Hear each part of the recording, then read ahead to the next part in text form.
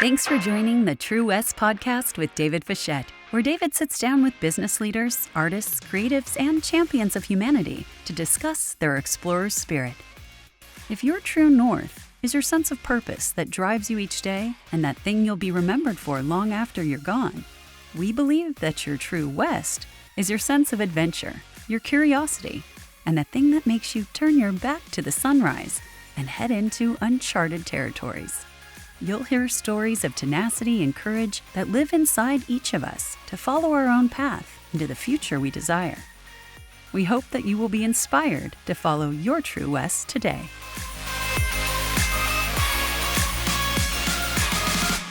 It is the True West podcast, once again, coming to you live from Franklin, Tennessee. Today in studio with me here is an amazing musician, a songwriter, and a hell of a good guy. Oh my God.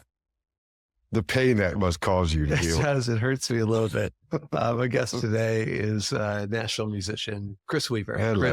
Chris, thanks for being here, man. My pleasure. Thanks for having me. Thanks for being had, as I like to say. It's nice to be doing your podcast. It is. I got to do twice. I got to do your podcast, which I love. How valid is your? Oh, we stopped doing it. Well, mostly because when nobody could go anywhere, it was a lot easier to get them on the show. Yeah. So we were doing it once a week. How many times a month do you do this? I'm actually, in theory, I'm putting one of these out once a week for a 20-week season. Understood. And then take somewhere around 17 months off. So season 2 started about 4 weeks ago, and I've dropped 2 episodes, and then I went to two weeks without episodes. So I'm stacking them up high and wide now. Yeah. Well, so when you ask why I don't do it anymore, it's a very time consuming, difficult thing, especially the way we were doing it, because we were doing stories plus guests and every other thing. And then once everybody got back to work, it was too hard to keep it going. So yeah, but I did love how much you played into current events. Right now, what was your turnaround time from the time you recorded to the time, or were you doing them live? We did them live, but you had to go back and edit. You'd have to edit the product or whatever. And so I'd say it took me 3 days to get ready for it, and then probably 2 days to ship it out. I prepared for upwards of 90 seconds. Well, I mean, that's what I'm saying. But like you're guest oriented though. Yeah. It makes it a lot easier for sure. Cause it's when you start getting into the current events that you kind of have to be knowledgeable of the event, right? From both perspectives. And that was where it really got, cause once I got down the rabbit hole of the Epstein thing that was going on and all these things, you were just going down these rabbit holes and learning all this stuff. And you're like, how does nobody know about this? Right. And it was hard to try to jam that in 2 hours, but. So I don't want to get into politics. Yes, you do. That's why I'm here. Because you want to hear the other side, the radical right. Okay, there isn't an other side. Did you say the right? The radical right. Right. That's how he thinks of me. I don't think of you as radical right, and I don't think of me as radical left. I don't think of I think of me as somewhere kind of in the middle, trying to figure it all out. Most Americans, right? Just really trying to figure it out. And so, what's going on today, right? Mm-hmm. People have very, very strong opinions, right? Either the country is burning and, we're all going to be dead in 3 years, or it's the best thing that's ever happened. And there doesn't seem to be anybody that's talking about anything in the middle of what's going on, right? Because, I've made it no secret. I've never been a big Trump fan, but now I feel like he's listening. Well, but there are things that I don't agree with that he does, but I think there's things that he's doing that I agree that, okay, that's not such a bad thing. Mm-hmm. And for somebody that myself is more of a fiscally conservative, socially liberal kind of guy, yeah, the things that drive me crazy about him is really just kind of disregard for the human side of things. So I refer to as humanity. Can't you just be nice? And maybe playing politics has been way too nice for too long, and he just doesn't give a crap about being nice. He just wants to see change, and there's definitely be change. Well, okay, so I cover more of a state politic background, but the reason I always liked state politics was for the reason that, one thing that you said was strong opinions. The problem with this is that once you start asking people questions, even if it's not being attacking, meaning like I'm really interested to understand what your opinion is. If anybody can explain it to you, if anybody could really just say, you know what, this is what happened. This is, we got here because of this, but that's not how most people operate. Most people have a feeling based on what information they take in. And then that's about as deep as it gets. So if you really want to learn why Trump got into office, or, why Democrats have become so progressively left, and why this pendulum, like we were talking about the other day, it's the middle part of the pendulum is the least exciting. We're always, those balls that you threw one and the other one smacked. Right. We're always looking at the two at the end, right? That's the fun part of the pendulum. So do you think that's the media? The media has made it so that we are not interested in anything that isn't overly sensationalized, right? So we have to be at one end or the other end of the spectrum for us as media consumers to be interested. What about that? Right. We did that. The media can't Chris do Weaver Band? The Chris Weaver Band. People did that. We were the ones that took and made this commercialized version of the news, because, people wanted to make more money. So they gave the consumer what was the 80s was, what was the one about that would cover all the celebrities? Remember when Entertainment Tonight, right? So and once you started putting TV on past, 11 hours a day or 8 hours a day, right? So, but we were the ones that gravitated towards this, and so people started looking at it like that. People want this. How many movies have you watched where it's like, the whole premise is somebody coming in and saying, I don't care about the truth, I want the story. Get me that whatever. We did this, and now we've created like James O'Keefe, the citizen journalist, and that we've just now given ourselves so much information with TikTok and all the things. Can you really tell me what you believe anymore and why you believe it? Jesus. Well, yeah. I mean, that book's been around for the whole time. It is really difficult to really make a decision, because every time you feel like you have some footing on why you believe the way you feel, you can watch something that immediately almost changes your whole perspective. Great storytelling, right? Emotionally gets. Well, yeah. I mean, you know that better than anybody, right? Yeah. Yeah. And so one of my favorite lines from Steve Connell, and I've quoted it here before, is he says, a good story doesn't have to be true. No, it just has to speak truth. Right. So it just has to have something in it that resonates with you for you to then connect to that story. Right. So, so do you think then that Trump as president and where we are as a kind, and Elon Musk doing what Elon Musk is doing, you think that that's a direct response to where we have become as a media obsessed, content addicted society? I'd say it's the numbers don't lie. That the Trump at office is not only helps Fox, it helps CNN, it helps MSNBC. Their numbers are higher with him in office. Sure. Right. Which is why I think that you see people like Joy Reid getting canned and Sift and these guys, is because, they understand that, we need to be the opposite of Fox, But if we go too far in one direction, then they can't even take it. The fact that we're, being the yin to the yang, whatever. So yeah, I think we definitely are watching makes an impact. What is it in 2 days is the National Blackout Day, I think they're calling it, where you don't go to Target, you don't go to anybody that quit these programs. Anti-retail? Yeah. I mean, basically anybody that quit this. I mean, did you realize the DEI had such a impact on nobody? I don't think anybody watched it or looked at it. Sure.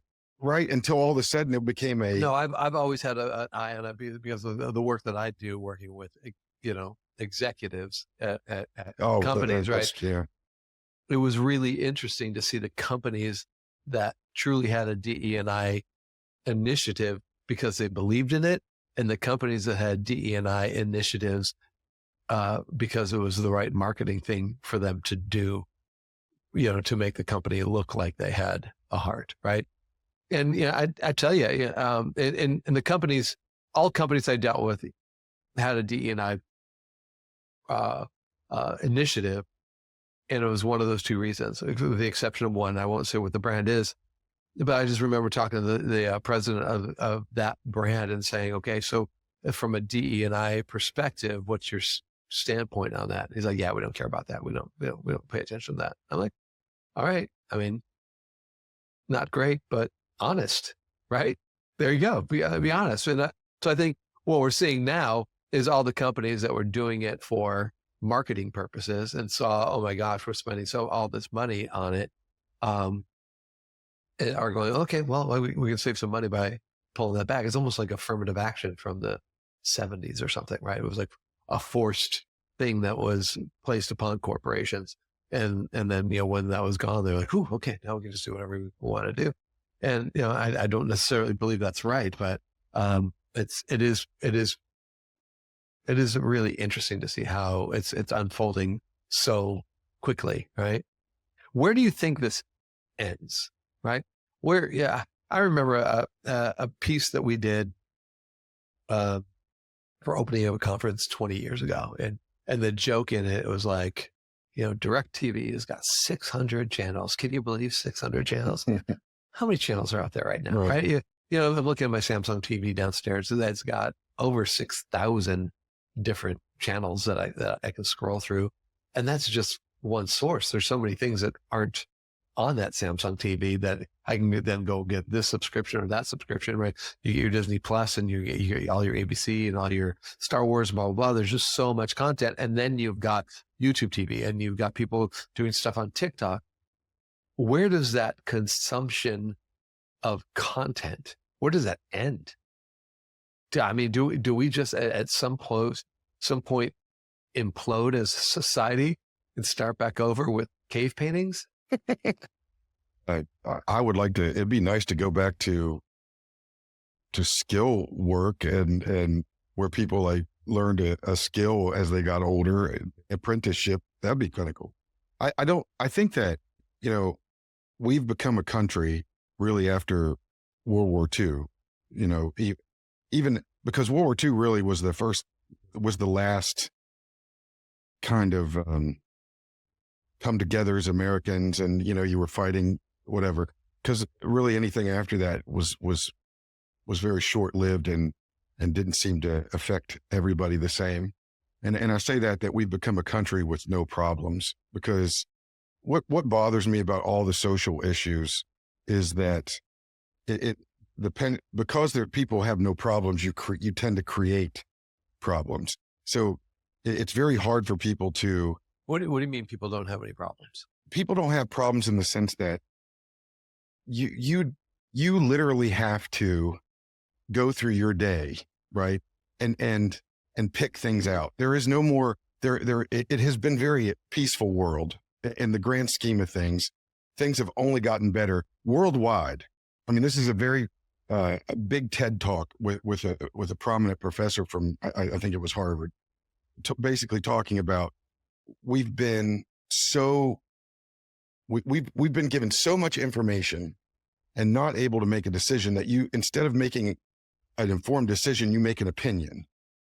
because you're so inundated with so much information. But in the truth of the matter is, less people have died from famines and war, and people have gotten more water, and people have gotten more access to education and over since 1942, right? There's no question about it. People, I mean, we do not treat people the same. Even if you look at racism in the United States as being an issue, there's no possible way that, that things that have happened over the last 25 or 30 years would have happened 25 or 30 years before that. So whether the progression is small or not, it is some sort of progression.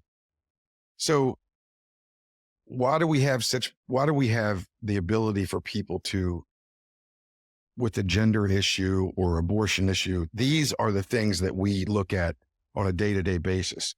And it allows government, for instance, in this case, state and federal, every day things happen that change our whole, that over 10 or 12 years are going to happen, that are going on right now. But we're so concentrated on these handful of issues that even during the Nixon and Kennedy debate, right? Education, immigration, abortion, gun control, and healthcare.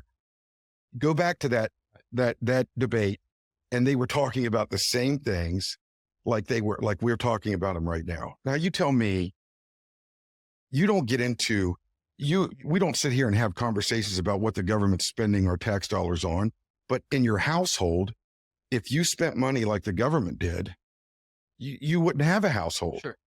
And it's really not right that for some reason, once people get past the state level, that it almost becomes biblical in the sense that nobody knows how it works. Nobody knows, during COVID, you watched the powers that be just scrambling, but everything still worked, right? So there's some layer of government that works without these. Chris and I were talking about this morning. She was on a long drive, and we were just chatting, and it came up. She mentioned this question. She's like, why is it whenever I look on Facebook, right? I got this group of friends, like I said earlier on, right, that are like, the world is falling apart, right? It's doomsday, the sky is falling. And you got this other side that's like the best thing. And it's like, she's like, what am I not seeing? And I said, I think what's happening in the government right now is we all know, and we all kind of bitch about the fact that, too much government spending and blah, blah, blah, and the waste. And we make jokes about it, and cocktail parties and things like that throughout our lives. And now you got a guy that just kind of comes in there and is like, no, I'm ripping the whole thing down. I'm just going to reveal all of it. I'm just going to blow it all up. And it's like, maybe he's not doing it with kid gloves, and maybe he's not doing it in a way that, is sensitive to people's lives and their incomes and their families and things like that. But he's going to make a change. Right. And so I was like, so there's, as much as I'm not a fan, I think there's probably going to be good things that come out of this. But when you think about, going back to your, people don't really have problems. People have problems. People will lose their jobs. They don't have enough money. They're in debt and things like that. So when you say people don't have problems, how much of that is we live in this world where, because we're driven so much by consumerism, we live way above our means. I know I'm guilty of that at times. You live way above your means, and then something happens, and then you're caught, and it's like, oh my gosh, now my life is horrible, and I have this big problem. And so when you say people don't have problems, are you saying people truly don't have problems, or the problems that people have are maybe of their own making? I guess I would say it's 100% your own making. Bad things can happen. Again, bad things being your perspective, because something, I always look at it like, people get sick, people lose their kids. Right. But we're all going to the same. Those are problems. Those are truly problems that you're not of your own. Right. And that's why you have family, and that's why you try to have we've lost community to some extent, and we've lost family relationship. I remember, Where that? yeah. And to the point where even politics can play a part. Nobody understands politics. And that's what really pisses me off about people taking such a stand on it.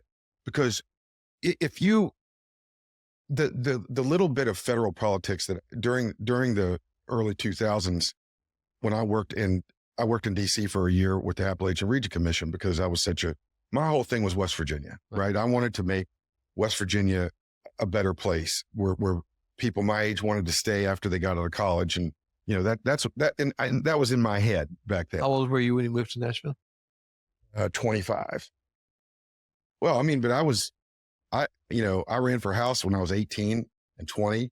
I was supported by the WVEA, the labor union. I mean, I definitely was on the path, and it was, I thought it was switched, right. If your part of your platform is to create for West Virginia a place that young people want to stay after college, why did you leave? Because the old people weren't going to let me. At the end of the day, I got kicked out of fundraisers because I was 18 and they were serving alcohol by the guy that was running against me. Right.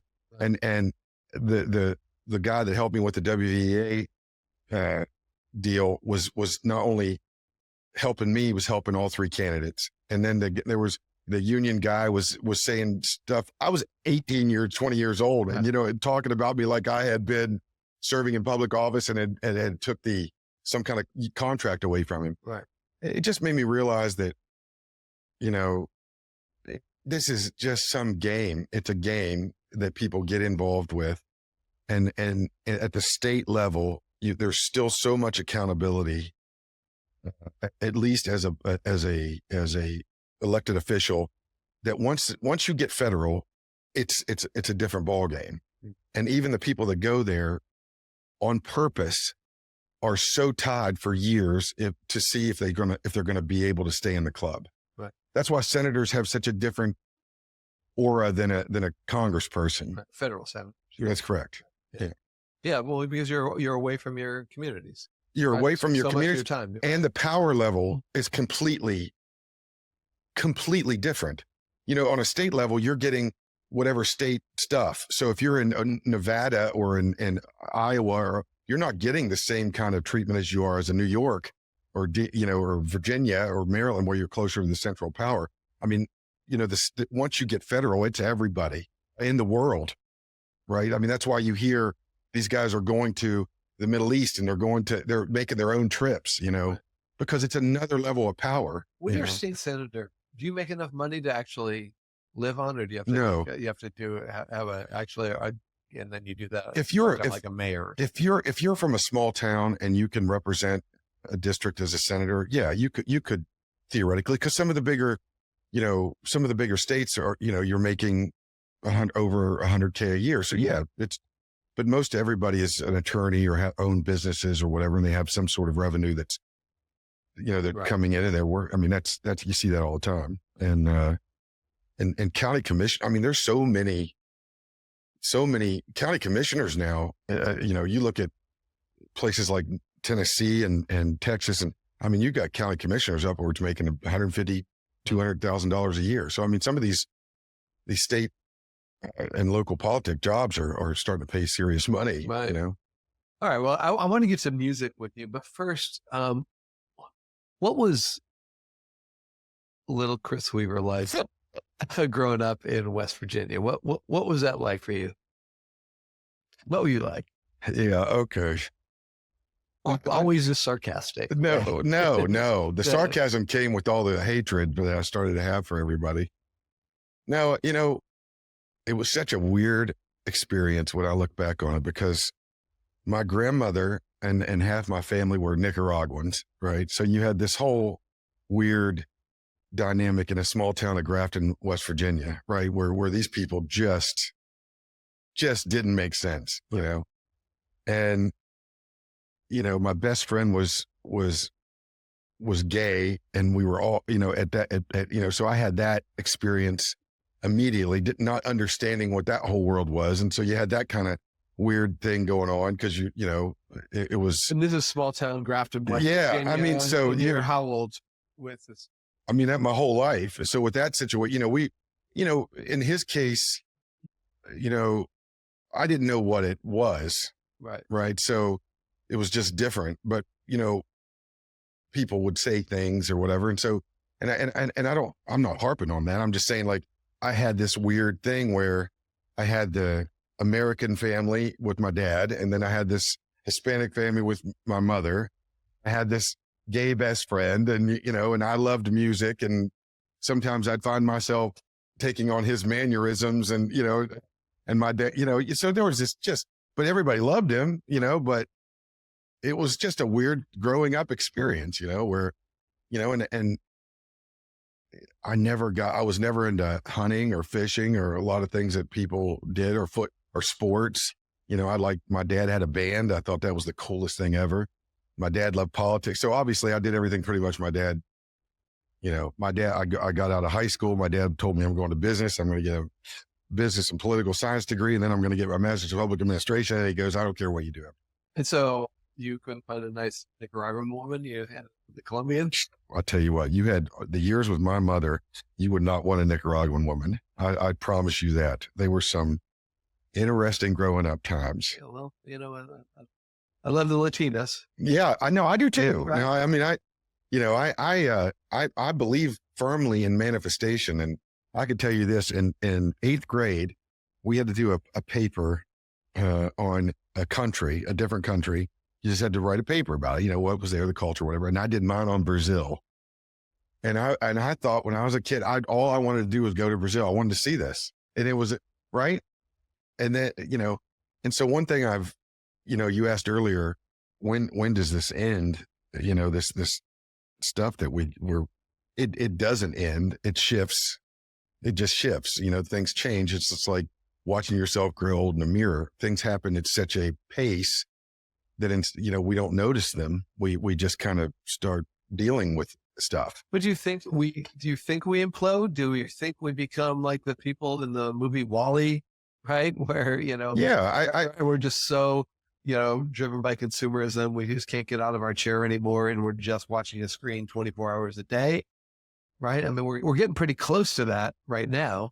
I think that my firm belief in whatever you want to call it, God, that the purpose of us is to experience what he has created.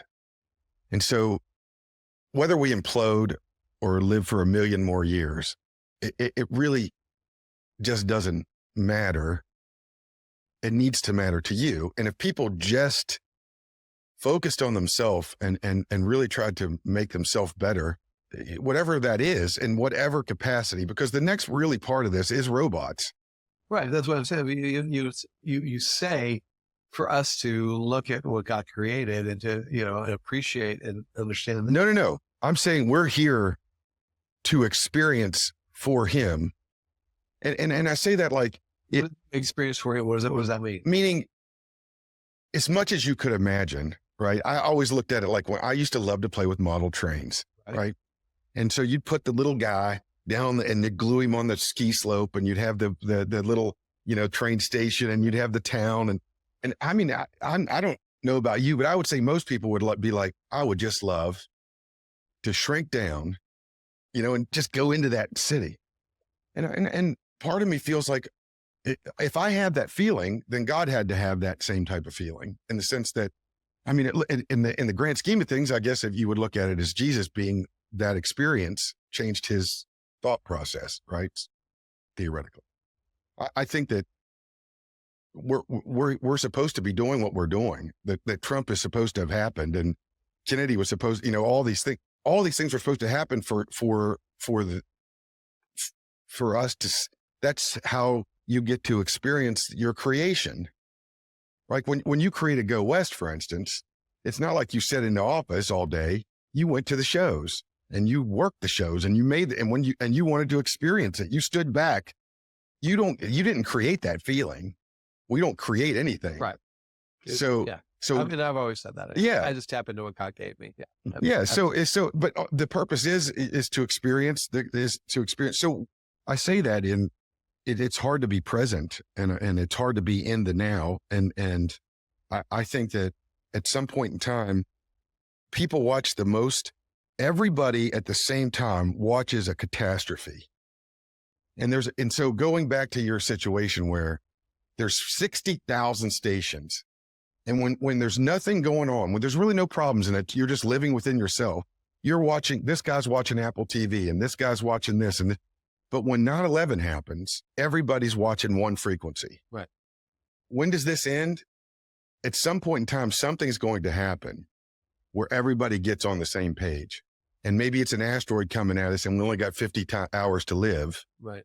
Or enough crap has happened that a majority of the world is had enough. Right. Right. So not in our lifetime does this end. I think in our lifetime, we're going to have a chip implanted in our head. That's going to be the next thing we deal with. I certainly hope not. But anyway, going back to and I'll say this last, what was it like being Chris Weaver growing up? I was thinking about this stuff when I was 10 years old. I don't know why. When did you discover girls? Oh, unfortunately, way too early. But now that being said, You didn't impress them with your political rhetoric? buddy, did not impress him. I was not a ladies' man by any stretch. I was a long-term relationship kind of guy, but even at 10? I mean, I probably would have had a long-term relationship at 10. Yes, I believe so. I mean, it's awful. When did you first get a guitar put in your hand? I'd say probably 8. I'd say there was a guy that moved near the farm that I lived. And even though my dad played, I watched it. I never really cared about learning too much, but this kid came in and could already play and he got so much attention. I was like, oh, I got to do this, you know? And so me and him just started playing together and I got better and that's how it went on. You know, for, my little guy is 3. And for Christmas, he's had like a little, cheapy little guitar around, but there's a brand out there called Loog, Loog guitars. Mm-hmm. And they're made specifically for like kids like 3 to 7 years old. And they've only got 3 strings, the bottom 3 strings of an acoustic guitar. Oh. So they can just start learning how to play. And it's fully tunable, really well crafted little guitars for little kids to learn how to play. Now, Jonah doesn't really give a damn about it. Try to teach them a few things, but at some point they've got a whole series of video content. Of course, yeah, where you sure. just see all these other kids teaching you how to play. So, but I thought that was an interesting approach. Piano for me, if I could go back, if I don't have many regrets in my life. I mean, there's things I wish I would have maybe done or experienced, like I've been more present at the time that things happened, but piano, it was always one that I, because if you could play piano, you could play anything. Amen. It's a truth. I'm going into probably where we're headed, but as far as, to sit down and play, if you can't read music and play what you want to play at this point in your life, this becomes shelves, but if you learn young, right, to where you can be like, I just want to play this song and you can pull it out and read the music, those people always just, I don't know how many times I've been in a mall that I just wanted to punch the guy, watching him read that music. And I'm like, you music reader, you dirty kid learner. I remember, the song "When Love Comes to Town." It was a duet between B.B. King and U2. They did a song together. Boy, I'd have to hear it. Yeah, and at the beginning of the song, B.B.'s sitting there and he's talking to Bono and the Edge, and they're talking about how they're going to work the song out, and he's like, "Well, I'll just play what I feel because I'm not really good with any chords." Like B.B. King, how do you not know chords, B.B. King? One of the greatest guitar players in the world. How do you not know chords? I thought that was crazy. Well, I mean, that's I think if more people understood the difference between the Edge and B.B. King as guitar players, people would maybe understand themselves better, because it really is just like that. There are people that hear a song and then people that listen to the song. And so my brother listen to the song. He wanted to know how to play every note exactly the way that guy played it. I wanted to hear that and give you my representation of what I heard. You understand what I'm saying? Yeah. And I mean, it's a great segue because, as I think about what drew me to you when I first met you 10 years ago at the stage in downtown Nashville at midnight on a Tuesday night, right? Was exactly that. I'm like, here's a band that's doing covers at the time, but they're not doing the covers like the original bands do the songs. They're doing the covers like they want to do the songs. So I would say, as I describe you to people, I'd say it's kind of like, Joe Cocker and Bruno Mars had a baby, right? And he came out Chris Weaver, because, when you do ABC by the Jacksons, you're singing it like Joe Cocker would sing ABC, right? Yeah, you know what I mean? And as you interpret these songs, they become wholly your songs. It's not a Holiday Inn version of the song, right? Which has been such a unique thing. And so almost becomes frustrating now when I go and I see other bands trying to be the Chris Weaver band, right? Right? You see cover bands forever, you get that. But now you go down to lower Broadway and you go to some of the honky tonks and you got the guys that are doing the exact same mashups you guys do. And, trying to be you. And I guess that's a great form of flattery, but it's like, no, that's Chris Weaver. He's the only one that knows how to do that. And the weird thing about it is for the first 10 years, it killed me in this town, because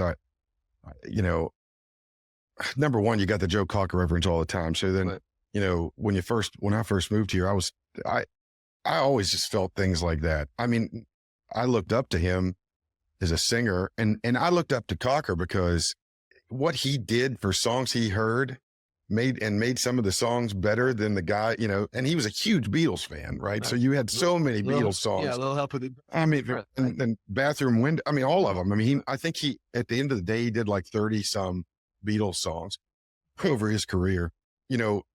I don't know why I like I know why I like the music I liked. I don't know why I sang it the way I sang it. To this day, there wasn't a thing that it was really just once I got in front of people for hours and hours, week after week after week, it's just what it morphed into. Right. And so that a lot of people have that issue too, that makes it very difficult, especially in this industry, in any industry. If, I had a goal and I had a dream, and once that started to fade, it really became difficult to want to do it anymore, like music. And I've been going through that for the last 5 or 6 years, which is just like. And the goal of the dream was what? Well, actually performing something I wrote at the end of the day. Right. And having people like Cocker and some of the later country artists and where they didn't write their songs, it didn't really affect. When I first moved here 20 some odd years ago, country music was all about the songwriter and the performer, right? And I didn't give a crap, I didn't give I wanted to perform. That was really my main thing. And it becomes difficult because the more you try to take what you love and turn it into a business, the more you'll probably come to despise what you used to love, right? So where did that happen? Because obviously I was so impressed with you as a businessman and an artist, right? The way when I met you, I believe your band was playing so much, you had them like on salary or whatever, and so you were running this thing like an actual business. And do you feel like that hurt your ability to become an, let's say, artist, right? When I say artist, I'm not saying that. No, I know what you. No. What I'm saying, somebody that is touring clubs, touring stadiums, touring arenas, and people are coming to hear all your original songs. Do you think that business of the band that you created hampered your ability to actually pursue being an artist? So I'll answer that in two ways. Yes, 100%, because in the moment, everybody told me that, right? So in the moment, everybody told me that. I say now, no, because I love my life and I love the people in it, right? So it's very difficult to say, man, I wish I would have done something different. If everything went to shit and I was back home with my parents, working at Go-Mart, and not the Go-Mart working there's bad. I'm just saying going back in time and just never have done anything. God, it still didn't come out right, but that's okay. I'm not, you understand what I'm saying? You're not besting. I understand. Yeah. I understand. But then I would have said, well, that was that, or there was that, or was that. I think now being where I'm at in my life, I look at things and I go, I wasn't ready for that.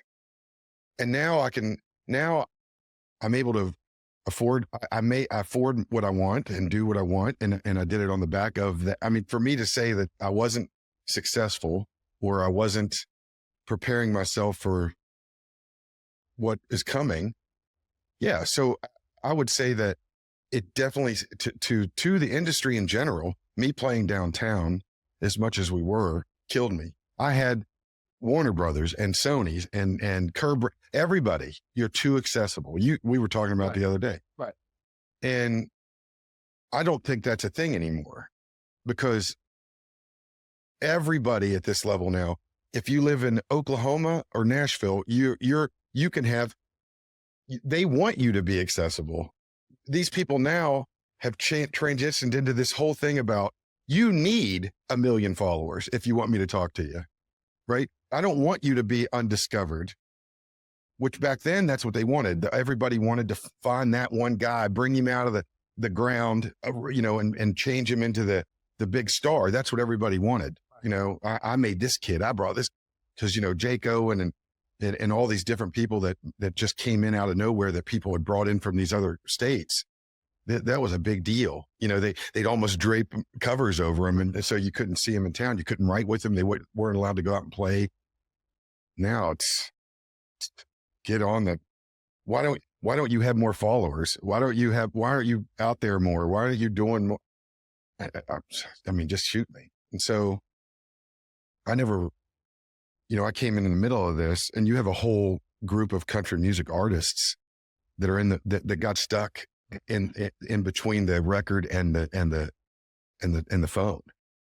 And it's an interesting thing to watch people that worked like Dustin and Lee and a lot of these guys that just that have been watching different people just skip over them because of this new platform that really, in the grand scheme of thing, happened in a handful of years.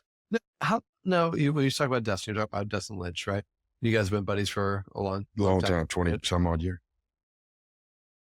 He had his biggest level of success when? Because it feels like I'm seeing him more and more lately, right? Like he's having some sort of a resurgence in his popularity right now. I mean, he was at the Boot Barn 2024 fashion show, sitting right behind. See what I'm saying? Yeah. See what I'm saying? Yeah. I think that Dustin is number one, a great looking guy. He's a great character.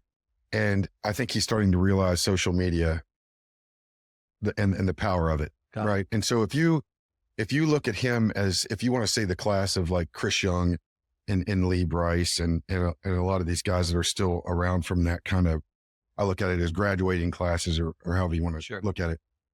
I think that he has probably done more in that lane than, and you're seeing the fruit of that. Got it. Because, Chevy, he's got to deal with Chevy. He's doing his own tours. He's also understanding that you don't always have to have the band. You're seeing Lee do that with me and my guitar tour. Right. There's this whole other world now where people want the singer-songwriter thing, or they just want, EDM, and so to me, they kind of, if what Dustin's doing is he didn't have to do social media every day. Right. But when he does it, it's getting results. And now he's able to monetize his life in a whole nother way. And that's what I think the cool part about the music industry is because I'm glad I wasn't as successful when I was 30, because not only was I stupid, right? And what people said about me affected me so much. You can't be affected by criticism and be scared of that. If this guy thinks it bad of you, that it affects you for weeks on end. And it did for me. Sure. I get that codependency. So I know when I mess up, I'm the first one to tell you. But now it's taken me a lot of time to get to a point where I'm like, I messed up. And if you're going to hold that over me and this is how you want to treat our relationship, okay. Yeah. And so I would say I want an older demographic, and I feel like that's kind of where that's what I've been put to do. Like, I understand it. I understand the business side of things. I can have a working relationship with somebody instead of somebody that wants to sign me to a contract and tell me what to do and where to go and take my money. And, that's the duality of it. Tell me about where you go inside your head when you're playing at a place like the stage, as opposed to where you go inside your head when you're playing a corporate event, as opposed to where you go inside your head when you're playing in Brazil in front of 10,000 people. So I would say the stage for me has always been close your eyes and imagine yourself in front of wherever you want to be. Mm-hmm. That's what I do at the stage. So, when the room's empty, you just close your eyes and you just picture yourself at Red Rocks, Right. And when the floor's full, you're there. Right. Right. And the corporate thing is that has been a very, very tough thing for me to deal with. And, and I think there have been times when a blessing, but at a cost. Correct. Like, and I don't even mean what would appear to be what most people see when my parents or people that have seen that know me, that you've let come in and watch and stuff. Their reaction is, that's got to be tough, right? Because you're either performing when nobody gives a shit or when they're leaving. Right. And I would say that it took me, and you bore the brunt of some of that. I'm not going to lie. Like, I didn't necessarily understand it, right, what I was going through, but I definitely didn't. I was like, this doesn't make any sense. Like, I'm making more money than I've ever made, but feel like I'm right. That nobody cares and what. Yeah. Like, it's so what really changed that, honestly, was I started to try to make friends out of one person. Yeah. Right. So whether it was somebody that you and Ori were close to, that I want, I just started going to making friends with, and that once that started happening, like Charlie and some of these guys that I still talk to today, once I started doing that and realizing, like, okay, look, this isn't about the music, but you find that you do affect people. There's just usually so many of them. You never really know. I appreciate it. Yeah. So, just for clarity for people that are listening at home, what we're talking about is often when the Chris Weaver band would come into a corporate event to play and say, be the house band, they're playing as the crowds are gathering and coming in and playing right up to the show start. And then as soon as it's time to go to break, they'll come back on stage and hit a song, but then they're watching the backs of 3,000 to 5,000 people as they get up and walk out. And by the time we get to the first chorus, you've got like the guys that are straightening the chairs and picking up the trash in the room. So that becomes a difficult thing, but it paid very, very well. It did. The people generally love the fact that you're there. Those clients want you back year after year after year. But the gratification and the validation and affirmation and the moment was very sorely lacking. It took a lot, because the other thing too is, like, especially from the first couple of years I met you, it was always, very, I didn't understand what you were going through. So sometimes I would look for emotion from you, or I would look for some sort of validation from you, wanting it so much that it really made it difficult, because you would sometimes, I thought I was doing something good or well, And then you would come in and kind of bring me down a notch. You know what I mean? And whether that was because it's one of my greatest gifts. Well, and I don't, the first time I've heard this. I don't say, well, no, but it's true. I right? say that in the sense that once I let that go, right, and realize, okay, just get the job done. David's having to deal with his shit. And I won't, there was a client that really this switched for me when I watched you go through it. I'm like, oh, I got to quit. Right. This is just, it's whatever David says a week after the show is kind of probably more in line with how he felt about it than at the moment it was going on. Most of the time. Sure. Most of the time. But so that being said, like moving to the Brazil thing, I really realized that what the Brazil thing did for me was I always wanted to play in front of 40,000 people. I played in front of 40,000 people a few times. You lose so much once you get past a certain row. 500, 1,000 people, whatever. It made me realize that I do not give the only thing after a certain amount of people is money. Right. 100%. This is a dollar attachment. So it made me realize that I really enjoy being able to be where I can talk to almost everybody really in front of me. That's where I do the best work. That's where I'm the most funny. That's where I'm the most entertaining. That's where the most, that you can show the band off. It's not, you know what I mean? Like it's. So I'm going to dive in and dissect a few of these things. So when we first met 10 years ago, I would often frequent the stage and come check you out and go down there when clients were in town or whatever, guests were in town, we'd go down and we'd see you. And then it became more and more so that I would see you on these corporate events around the country or that we were working on together. It had been, a good bit of time since I've been to a show at the stage or whatever. And I remember back in September of this past year, 2024, we had a show together we were doing in San Diego. And you had mentioned that you were going to go in early and play at Moonshine Flats. Yeah. And so I thought, well, I'll fly in a day early so I can go check you out at Moonshine Flats.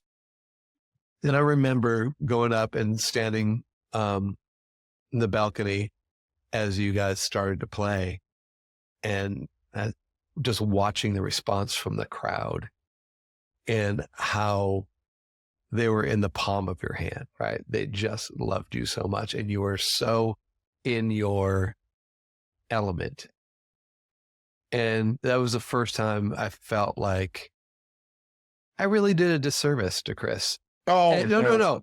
I mean, I know you appreciate the money and I know you appreciate opening for all the different big bands and things like that. But there's a disservice to you and to the audience to not get to experience who Chris Weaver is in front of a concert type audience as opposed to who Chris Weaver has to be in front of a corporate audience. It's like watching a thoroughbred having to plow a field. You know what I mean? Because the restraints that were on you. But as we go to talk about Brazil, much like how I met you at the stage, Sorocaba met you at the stage, and Fernando Sorocaba, huge artist, Brazilian artist, and just fell in love with you and the band and has brought you down many, many times over the years to perform with them, to open with them, and just incredible just seeing you in front of those audiences and also to see a level of success that you were able to achieve in Brazil that you haven't been able to attain yet here in the United States, right? You get radio play in Brazil on a constant basis, right? You have the song Madrid had, great response. And what would you say the video? It's like 8 million views on YouTube. 8 million views on YouTube. And it is really a gorgeous video. I just watched it again the other day. If you're looking for that song called Madrid with Fernando Sorocaba and Chris Weaver, you should check that out. But Um, is that frustrating for you that you can go down there and have really what you would hoped as a kid you would have in the United States? You can get it in this other country, but when you come home, it's back to corporate gigs and back to the stage. I would say no, it's not. Honestly, what it does show you is the power that, number one, having somebody that kind of sponsors you, so to speak, meaning, it just shows to, like, when an artist grabs another artist and starts to bring them up the chain, right? That's what happens here. It's how it works. You get on Taylor Swift meets Sabrina Carpenter and they're been put you on a tour. And so, it was kind of cool to actually be a part of something like that. But, the frustrating part, I guess, was at the end of the day, it's all perception. Nobody looks, it doesn't open a door necessarily for me unless the door's kind of being opened already. Right. So it's in the United States, the frustrating part is nobody's able to look at that and go, all right, maybe there's something to this kid, or maybe there's something to this guy or this song or whatever the case is. It's still, this shoulder against the door trying to, wait a minute, I got something to say. Right. And so I keep having to go back to, okay, what am I doing that is putting blocks in front of me that I still can't, am I afraid of the success? Am I scared of being actually taking off? Because that, I got to be honest with you. I mean, that's something that gets in your head. Yeah. Have you ever had those moments where you're like, this is going to happen? Yeah. I got to sabotage this. I mean, this cannot happen. I cannot, right? Yeah. Absolutely a great story. It's, recently, my wife is an actress and, she's a little frustrating the last couple of years here in Nashville, and lots of auditions on tape, but not booking a lot, just a little bits here and there. And she had a lot of frustration coming into this year. And her prayer was like, God, I just want to be on a TV show and do one line. I just want one line on a TV show. That's great. And January has just been incredible for her. And I don't want to say the name of the actress, but she ends up, landing a part on a TV show where she's got a scene with one of her all-time favorite actresses, somebody that she holds in very, very high regard. And now she's got to do this scene together with her. And it's an intense scene where she's got to cry and maybe all this emotion and stuff like that. And she was like, oh crap. I booked that and now I actually have to go do it. Right. And it's weird, man. Her out, right. But she went, took a deep breath and she dove in and it was great, And so, but I totally get that. It's kind of going, because her whole life is like, how do I get a TV show? All these people that she lived with when she was in LA, when she first moved out there, one of them was on, Fear of the Walking Dead and on Lincoln Lawyer. The other one was on New Girl and Fargo and just won an Emmy, right? These were two roommates, right? And so she's like, look at this crap right now, right? Right. Where's my turn? Right. And so, she's had a great year. She's, doing a commercial today out in Atlanta. She's out there last week. She got another one in 2 weeks. So her career is doing really great. Something turned the corner at the beginning of the year. And then all of a sudden that starts feeding her confidence. And she's like, yeah, I am ready for this. I am ready to go here. But then therein lies the rub, right? Right. In politics, they always used to say when you run for office, especially, the first 10% is the easiest. And then you start having to pay for the percentages afterwards. Right. And so you get to this point where, if I just had this one thing, right, it would make me feel whatever. Right. And then once you get that confidence mixed with the one thing you wanted, then all of a sudden it becomes, if I just had this one other thing. Right. Sure. Right. And so that's what I've concentrated on stopping. Yeah. That nothing, what I say now is, it would help my business and my brand if I had a song that was very successful. It would definitely change I would make more money when I went to play. So I don't look at it anymore. It's like everything would be different if I just say, and so once you put it in that perspective, then you have to make a decision like, why don't I just go do this then? because you could say whatever you want about Trump or Biden, but the one thing that you have to give them credit for, that people really have to give them credit for, is they didn't stop. No.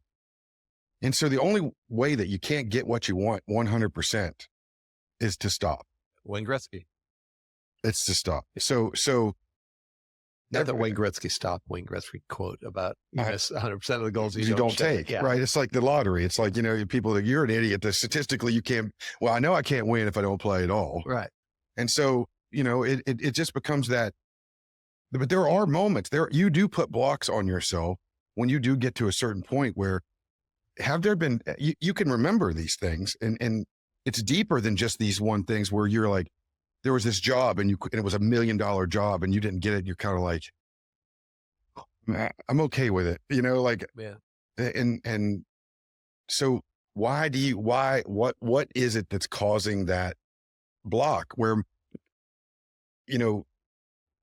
a lot of people would want that $1 million so bad they couldn't see straight and they're going to do whatever it takes to get it. And they're not scared of it. And they're not, right.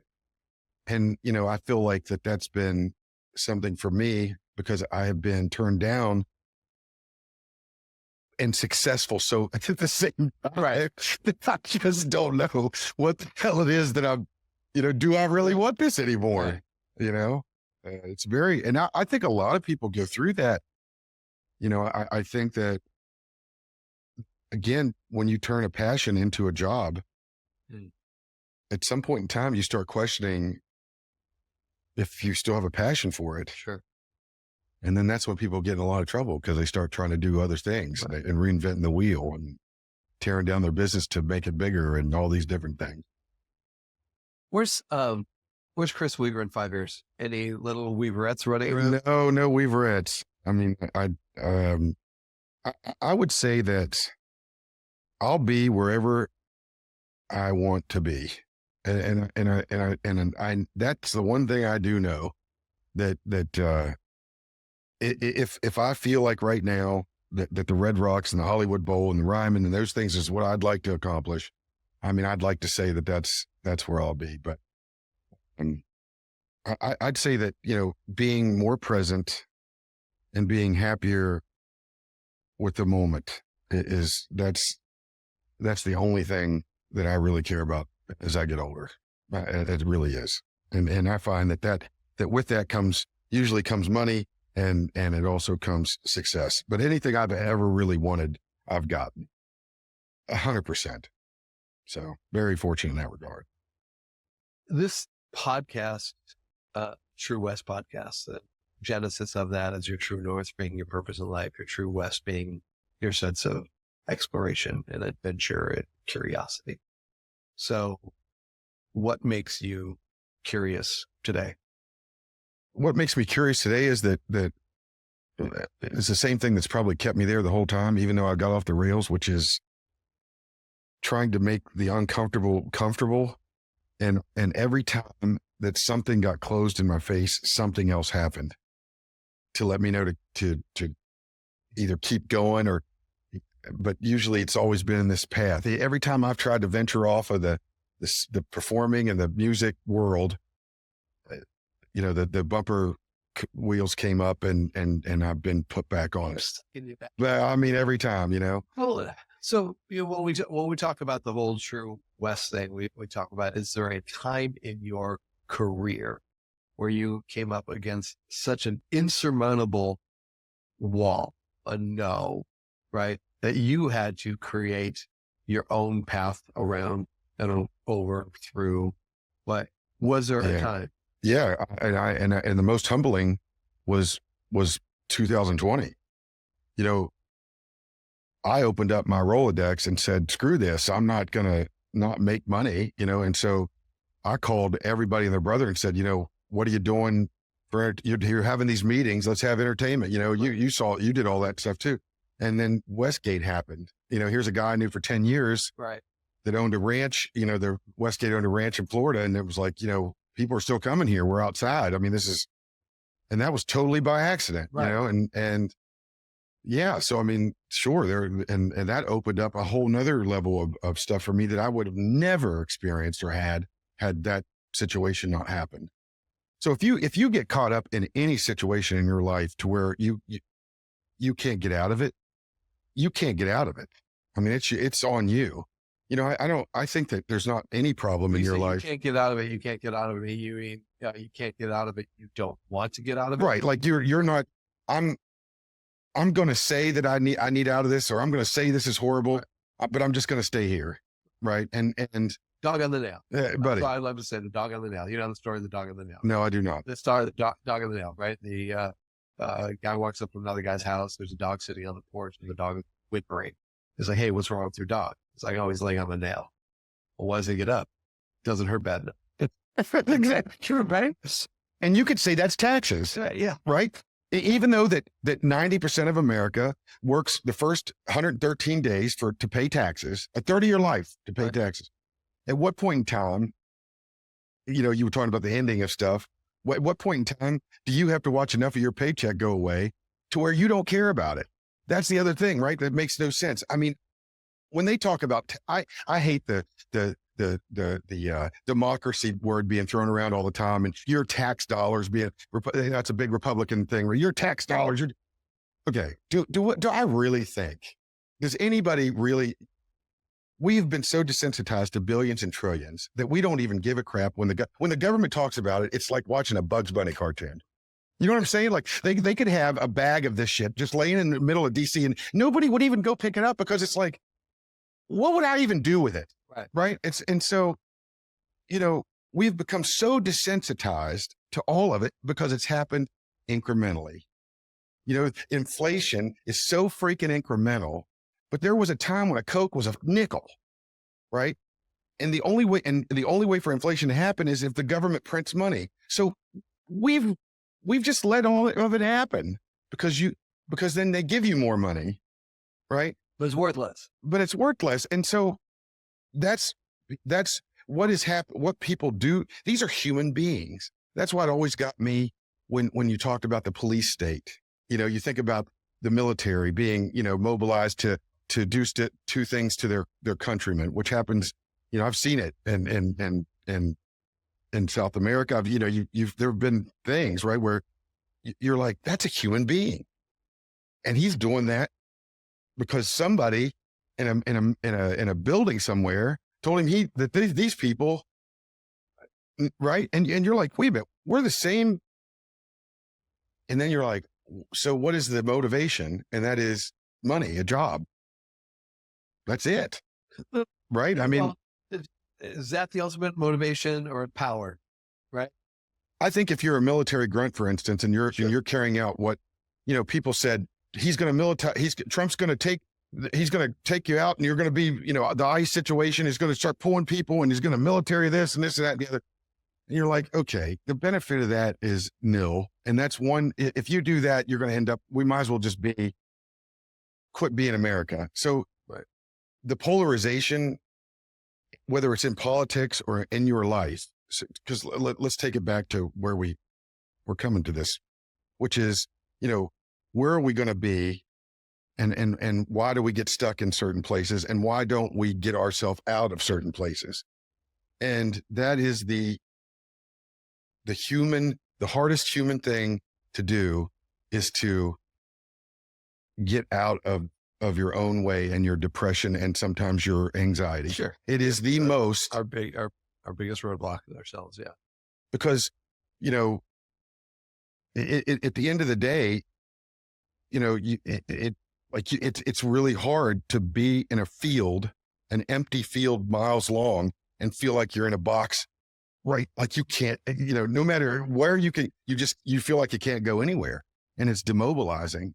And unfortunately, you know, the TV and the internet and the social media, and it's difficult. It is, you know, and it's only made it harder. And I just can't imagine. And you talk about having a chip planted inside of your head, and maybe Google Glass contacts. Maybe that's it. We're switched on 24/7, but it just feels like it we can't sustain, right? And maybe Skynet does become self-actualized. It takes us all out. You know, I don't think there's any way not to, and to you, it won't even matter. And that's what people, But I have a 3-year-old son, and I think about that sometimes. I'm like, what world did I bring that little boy into? but I mean, your parents said that about you, and their parents said that about them. I mean, it's, but we're growing so exponentially, right? We're imploding. You think about when I was a child in the early 70s, late 60s, early 70s, we had 13 stations that weren't actually 13 stations, right? Because you had channel 2, channel 4, channel 5, channel 7, channel 9, 11, and 13. So we're skipping over bunch of 3, frequencies, 6, right? And that's all you had. That was all the television you had, and then maybe a UHF, right? You trying to get something like UHF, right? It was all awful. It was mostly static, and then when I was in high school, on TV, right? You get movies or something like that. But just think that exponential growth that has happened in the 42.5 years since I graduated high school, how the world has changed and where we're at right now. That level of exponential growth, it's not unreasonable to think that the world is going to be completely different and completely out of control in 20 years when my son is 23. You know what I mean? I don't think this is an issue that I'm worried about when he's 70. I think it's a global issue that is going to face him squarely in the face when he's in middle school and high school. So the only way to combat that is people have to stand up and say, I'm not going to work for taxes. You're not going to tax me my whole life and then tax me when I die to basically keep me from having the ability to come and protest and really put my time towards things that are actually important.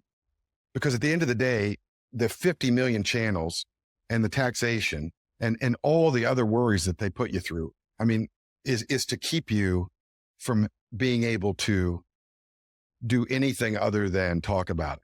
Well, where do you go in the world and don't pay tax? That's not my point. Okay. My point is that the reason these things are implemented, the reason is because think about what you could do if your income was not taxed. Sure. You would have more time. You'd have more time to talk to your congressman. Hell, you might have more time to go to DC and really stay down there for a couple of weeks and fight this thing that whatever it is you think is the problem. And there's no way that a bureaucracy or a one world idea, which you can't deny now, conspiracy theories, even 5 years ago, it's undeniable. Davos, the Bilderberg, all this stuff is a real thing with real people that want to centralize everything that have stated, like, you're not going to own, you're going to rent, and rich people will travel and everybody else is going to be virtual reality. These things have been said by people that do make these things happen. Sure. So it's easy to dismiss a lot of it as conspiracy theory. 100%. I was at church on Sunday and speaking, Lisa Bevere, who's a great Christian author, she happened to be there as a guest speaker. She was telling a story. She's 65 now. She was telling a story that when her and her husband first met, and there was they started ministry together. Somebody was like prophesying over them and their future, blah, blah, blah. And they said, you'll become a day where everyone on the planet will be controlled by a box that they hold in their hand. Right. And that was, early 70s, right? You'll be controlled by a box that you hold in your hand. Well, planet is controlled by a box we all hold in our hand, And it's unfortunate because you have to wonder why it's okay to look back at things that people said, 30 years ago that are coming true today, and how ostracized and put on a cross they were. And we see that and saw that, and yet we still do it today. Of course. Yeah. So it really just tells you as a society that, again, when does this end? It doesn't really end until you can start until everything becomes critical thinking and more common sense and less emotional. But we live in fear, right? We live in fear. And we live in fear and we live in emotions, right? We live in emotions and some things in life, if you if you make them emotional, or if you give them to a human being, you can't tell me, David, that you can't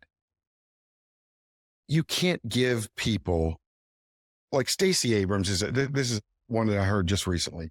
She has an organization that, that ends up does a fundraiser, makes like $100 profit on it.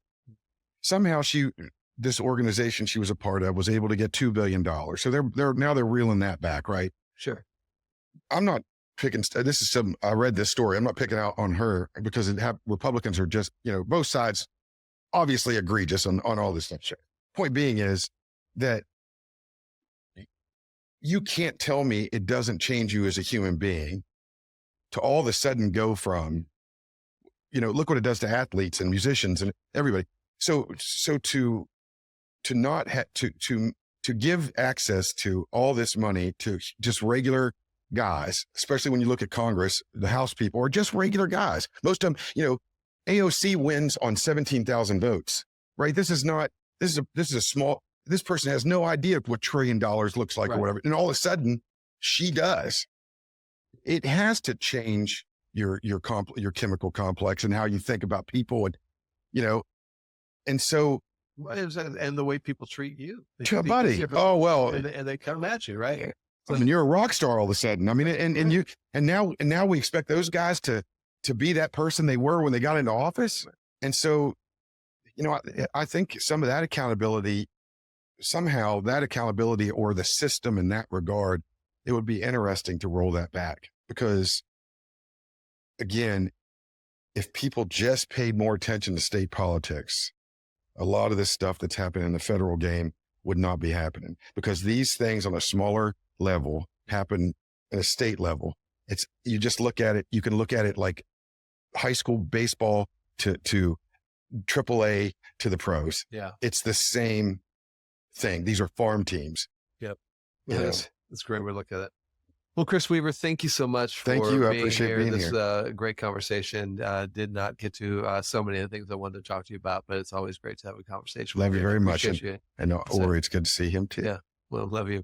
And for all of you at home, thank you again for tuning into another episode of the True West podcast. And as always, stay curious. Thanks for being here.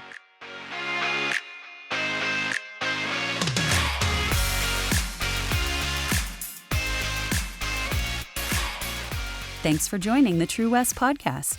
If you'd like more information on today's guest, please check below or see the episode notes. Until then, stay curious.